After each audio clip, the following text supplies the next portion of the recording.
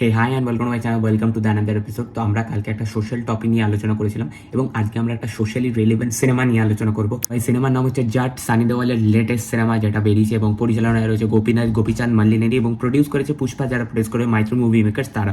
তো মাইত্র movie makers তো হিন্দিতে আসবার চেষ্টা করছে, সেই কারণে তারা এই ছবিটা দিয়ে এলো মার্কেটে এবং জাট 2 আসবে তারা অ্যানাউন্স করে দিয়েছে। আমি ছবিটা দেখতে ভীষণ পরিমাণে লেট হয়ে গেছি, তার জন্য সকলের কাছে হাত জোর করে ক্ষমা চেয়ে নিচ্ছি। এই ছবিটা দেখো ভালো খারাপ আসার আগে বলতে হবে ভাই, সানি দেওয়াল যা কিছু স্ক্রিনে এন্টায়ার করেছে মানে ফাটিয়ে লেগেছে ভাই, ফাটিয়ে লেগেছে। দেখি না সাউথের ছবিতে বিভিন্ন মাল্টিপল সিনেমাতে তারা একটা মাইথোলজিক্যাল রেফারেন্স যে কোনো কিছুতে নিয়ে আসে। এই ছবিটার মধ্যেও যথেষ্ট পরিমাণে রামায়ণ থেকে মাইথোলজিক্যাল রেফারেন্স নিয়ে এসে এবং এই রাম রাবণের যুদ্ধ এবং হচ্ছে আমাদের প্রোটাগনিস্ট যে আছে সে মাটিটাকে খুব ভালোবাসে, সে মাটিটাকে আঁকড়ে বাঁচতে চায় এবং হচ্ছে যে অ্যান্টাগনিস্ট সে মাটিটাকে খুদে খুদে তার মধ্যে থেকে এক্সট্র্যাক্ট করতে চায় টাকা পয়সা সোনা ধন দৌলত এগুলো। তুমি গল্পটা যদি আমি একটু করে বলে দিই তোমাদেরকে, গল্পটার মধ্যে বেসিক কিছু নেই, খুবই সিম্পল। এখানে একটা গ্রামকে দেখাচ্ছে মুটপালি নামে, আন্ধ্রপ্রদেশে। সেই গ্রামে রানাতুঙ্গা নামে একটা লোক থাকে, সে সেখানকার মানুষদেরকে অতিষ্ঠ করে রেখেছে এবং পুলিশটা এরকম ডেড বডিজ পায়। তো এরকমই একদিন 10খানা গলা কাটা ডেড বডিজ পেয়েছে পুলিশ এবং পুলিশটা যখন ইন্টারোগেশন করছে সেখানকার লোকেদেরকে, সেখানে একটা বাচ্চা ছেলে এভিডেন্স হিসেবে নামটা বলে দিচ্ছে যে রানাতুঙ্গা এটা করেছে। তখন পুলিশরা সেইটার বেসিসে রানাতুঙ্গাকে অ্যারেস্ট করতে যায় এবং সেখানে গিয়ে পুলিশরা হেল্পলেস হয়ে পড়ে, তাদের সাথে বাজে কাজ হয় এবং তারপরে আমরা ডিরেক্ট সানি দেওয়ালের ক্যারেক্টারটা দেখতে পারি যে এই গ্রামটাতে একটা অ্যাক্সিডেন্টের থ্রুতে এসছে। এই যে ট্রেনে করে ট্রাভেল করছে সেটা এই গ্রামটার পাশে রেল লাইনে দাঁড়িয়ে রয়েছে, সেখানে ইডলি ধোসা খাচ্ছে। তো পেছন থেকে একটা লোক তাকে ধাক্কা মারে এবং তার ধোসা ইডলিটা পড়ে যায় এবং সেই লোকটাকে সে সরি বলতে বলে, সেই লোকটা সরি বলে না। এবার এই সরি জিনিসটা নিয়েই সানি দেওয়াল কী করে এদের এই রানাতুঙ্গার কাছে পৌঁছাবে, এটা দেখতে হলে তোমাদের বাকি গল্পটা যদি জানতে হয় সিনেমা হলে কি ছবিটা দেখতে হবে।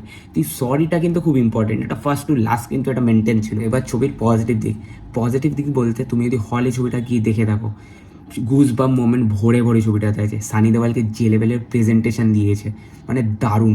ফার্স্ট হাফটা তো ছবিটার অনবদ্য লেগেছে, আমার ফার্স্ট হাফটা দুর্দান্ত লেগেছে। এন্টায়ার ফার্স্ট হাফ জুড়ে একটা গল্পকে বিল্ড করা, একটা ন্যারেটিভ সেট করা, ভিলেনকে স্ট্রং বানানো, হিরোকে স্ট্রং বানানো, এই জিনিসপত্রগুলো ডিরেক্টর খুব ভালো করে ক্যারি ফরওয়ার্ড করেছে এবং সিনেমাটোগ্রাফির কাজও কিন্তু দারুণ হয়েছে। একটা সিন আছে ফার্স্টের দিকেই, মূলত সানি দেওয়ালের ইন্ট্রোডাকশন হচ্ছে সেই টাইমে একটা সিন আছে যেখানে শ্রীরামের গানটা হয়ে যায়। শ্রীরামের গানটা হয়, ক্যামেরাটা দূর থেকে ট্র্যাক করতে করতে ট্রেনটাকে ধরবে এবং কম্পার্টমেন্টের ভেতরে ক্যামেরাটা সুইচিং করে সানি দেওয়ালকে আমরা দেখতে পাবো। ওই পার্টিকুলার শটটা আমার খুব ভালো লেগেছে এবং থানার একটা অ্যাকশন সিনস আছে, সেই সিনটা তো খুবই ওয়েল কোরিওগ্রাফ এবং সেখানে ক্যামেরার কাজ কিন্তু বেশ ভালো। যেরকম ফার্স্ট হাফটা আমি বললাম যে খুব ভালো লেগেছে, যেখানে ভিলেন হিরোর ইন্ট্রোডাকশন প্রপারলি, তাদের যে রুথলেসনেস সেটাকে দেখানো, ভিলেনের কতটা পাওয়ার, হিরোর কতটা পাওয়ার, এগুলোকে যেরকম এস্টাবলিশ করেছে। সেই জিনিসগুলোকে একটা জিনিস যখন স্টার্ট হয় সেটাকে একটা সুন্দর পে অফও দিতে হয়, বাট স্ক্রিন প্লেটা সেকেন্ড হাফে গিয়ে ঝুলে যায় এবং সেখানে রণদীপ হুডার ক্যারেক্টারটাকে যেই লেভেলে তোলে ডিরেক্টর, শেষে গিয়ে সিনেমার ক্লাইম্যাক্সে গিয়ে সেরকম থপ করে ক্যারেক্টারটা কেন জানি পড়ে গেল এবং ওখানটায় কেমন জানি একটা হ্যাপাজার্টলি সিনেমাটাকে শেষ করে দিতে হবে বলে শেষ করে দিল। এটা আমার একটুখানি কেমন একটা ওয়াকি টাইপের লাগলো ট্রিটমেন্টটা, আমি বুঝতে পারলাম না।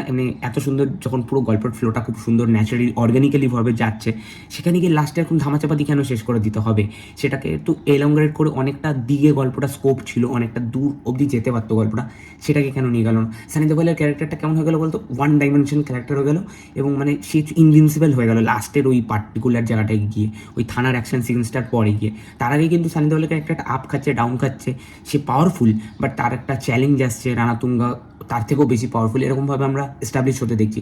সেখানে গিয়ে লাস্টে একটুখানি কেমন জানি হয়ে গেল। কবির বিজিএম ভাই ফাটিয়ে রয়েছে, থামান দারুণ বিজিএম করে, কপি ফপি যা হোক ভাই মজা তো দিতে পেরেছে বিজিএম, দারুণ লেগেছে বিজিএম ফিজিএম। তো আমার ছবিটা দেখো এক কথায় বলতে আমার ভালো লেগেছে, থিয়েটারিক এক্সপিরিয়েন্স করবার মতো ছবি। সানি দেওয়ালকে এরকম রূপে আমি গাদার 2-তে আমার একদম পোষায়নি, তাকে সে যা যা অ্যাক্টিভিটিস করছে ওটা আমার একটাখানি অন্যরকমের একটা ছবি লাগে, বাট এইটা অ্যাকচুয়ালি সানি দেওয়ালের কামব্যাক ছবি হওয়া উচিত ছিল। এই ছবিটা আরও কালেকশন করার দরকার ছিল, ডেফিনেটলি একটা হেলদি কালেকশন করছে বাট এটাকে আরও করার দরকার ছিল। সো এই বলে ভিডিওটা আমি এন্ড করতে চলেছি। তোমাদের এই সিনেমাটা যদি দেখে থাকো কেমন লেগেছে ডেফিনেটলি কমেন্টে জানাও এবং আমার এই ভিডিওটা যদি ভালো লেগে থাকে লাইক শেয়ার সাবস্ক্রাইব রেড বাটনটাকে প্রেস করে গ্রে করতে ভুলবে না। টাটা।